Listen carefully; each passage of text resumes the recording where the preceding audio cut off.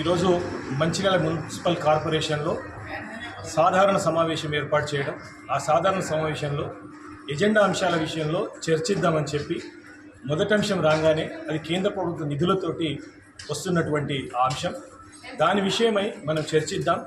దాన్ని ఒక మంచి పురోగతితో అభివృద్ధి చేయాల్సినటువంటి అవసరం ఉంది.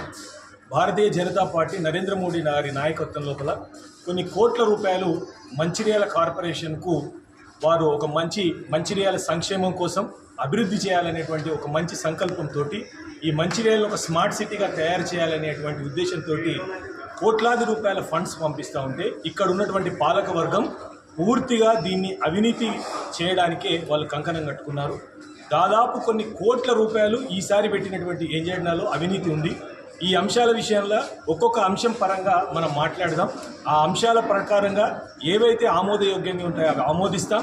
ఏవైతే దానిలో మార్పులు చేయాలో మా సలహాలు సూచనలు మేము తెలుపుతామని మా భారతీయ జనతా పార్టీ కార్పొరేటర్లైన కస్తూరి నాగరాజు గారు, అదేవిధంగా బొట్ల అనితా సత్యం గారులము మేము మేయర్ గారికి అదేవిధంగా కమిషనర్ గారికి విజ్ఞప్తి చేస్తే మమ్మల్ని పట్టించుకోకుండా కేవలము ధనార్జనే ధ్యేయంగా ఈనాడు మంచిర్యాల మున్సిపల్ కార్పొరేషన్ పూర్తిగా అవినీతిమయంలో కూడుకుపోయింది.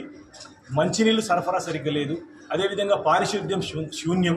అదేవిధంగా ఈనాడు మహాప్రస్థానంలో దాదాపు 10 కోట్లతో నిర్మించినటువంటి ఆ మహాప్రస్థానానికి 4 కోట్ల రూపాయలు నరేంద్ర మోడీ గారి ద్వారా నేరుగా 14th ఫైనాన్స్ కమిషన్ ద్వారా రావడం, మిగతా దాదాపుగా 5,78,00,000 రూపాయలు ఇవాళ మా మంచిర్యాలలో ఉన్నటువంటి అందరూ ఆస్తి పన్నులు కట్టి ఆ ఆస్తి పనులతో నిర్మించినటువంటి ఆ మహాప్రస్థానాన్ని ఇవాళ ట్రస్ట్ పేరు మీద తన సొంత ప్రాపర్టీ లాగా ఇవాళ ముందుకు పోతున్నటువంటి పరిస్థితి.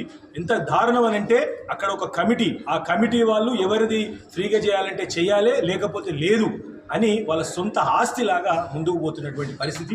ఇవన్నీ ఎజెండా అంశాల విషయం లోపల మేము చర్చిద్దాం. ఇవాళ మున్సిపల్ కౌన్సిల్ లోపల జరుగుతున్నటువంటి అవినీతి భాగోతం అంతా బయటికి తీద్దామని మేము ముగ్గురం కార్పొరేటర్లు మాట్లాడదామనంటే మా గొంతు నొక్కి మా మీద చర్య తీసుకునే విధంగా కమిషనర్ గారికి హుకుం జారీ చేసి తనకు నోటీస్ ఇవ్వండి అది ఇది అని చెప్పి ఒక అహంకారిలాగా ఒక రాజు పరిపాలన లాగా తన ప్రవర్తించినటువంటి తీరు, ఆ నియంతత్వం ఎప్పటికీ పనిచేయదు. రాజులు పోయారు, రాజ్యాలు పోయారు, ఇవాళ మీరున్నటువంటి అధికారంలో రేపు ఇంకో వాళ్ళు ఉంటారు.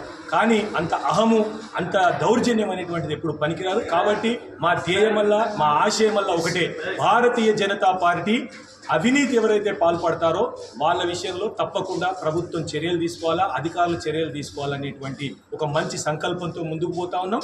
ఈనాడు ఇక్కడ జరుగుతున్నటువంటి అవినీతి విషయంలో కూడా ఉన్నతాధికారులకు కంప్లైంట్ చేస్తూ ఉన్నాం.